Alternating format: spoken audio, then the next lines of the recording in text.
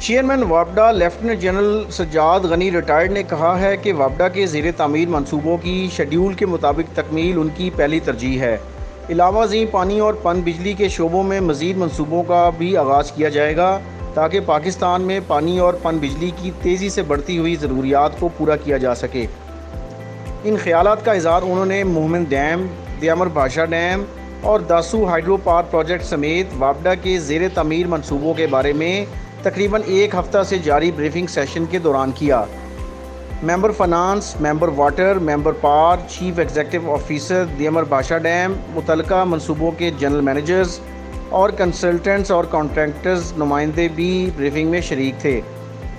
زیر تعمیر منصوبوں کی اہمیت کا ذکر کرتے ہوئے چیئرمین کا کہنا تھا کہ وابڈا کے 10 زیر تعمیر منصوبے ملک میں اقتصادی استحکام اور معاشرتی ترقی کے لیے بہت ضروری ہیں،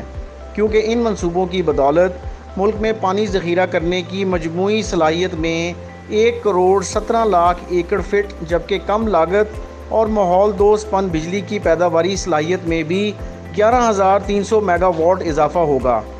چیئرمین وابڈا نے کہا کہ شیڈول کے مطابق یہ 10 منصوبے 2022 سے 2029 کے دوران مرحلہ وار مکمل ہوں گے۔ ان کا مزید کہنا تھا کہ ان منصوبوں کی شیڈول کے مطابق تکمیل ایک بڑا چیلنج ہے، تاہم یہ چیلنج اپنے ساتھ آگے بڑھنے کے موقع بھی لاتے ہیں اور ہم درپیش چیلنج کو قومی اور بین الاقوامی سطح پر وابڈا کی ساکھ بڑھانے کے لیے بروئے کار لا سکتے ہیں۔ جنرل سجاد غنی ریٹائرڈ نے مزید کہا کہ وابڈا کے زیر تعمیر منصوبوں کی شیڈول کے مطابق تکمیل کا ہدف ایک مربوط ٹیم ورک کے ذریعے حاصل کیا جا سکتا ہے اور اس کے لیے منصوبوں سے وابستہ ہر فرد کو اپنا کردار محنت اور تندہی سے ادا کرنا ہوگا۔ ایک ہفتے پر مشتمل سیشن کے دوران چیئرمین وابڈا کو مومن ڈیم، دیامر بھاشا ڈیم اور داسو ہائیڈرو پاور پروجیکٹ سمیت دیگر تعمیری منصوبوں پر علیحدہ بریفنگ دی گئی۔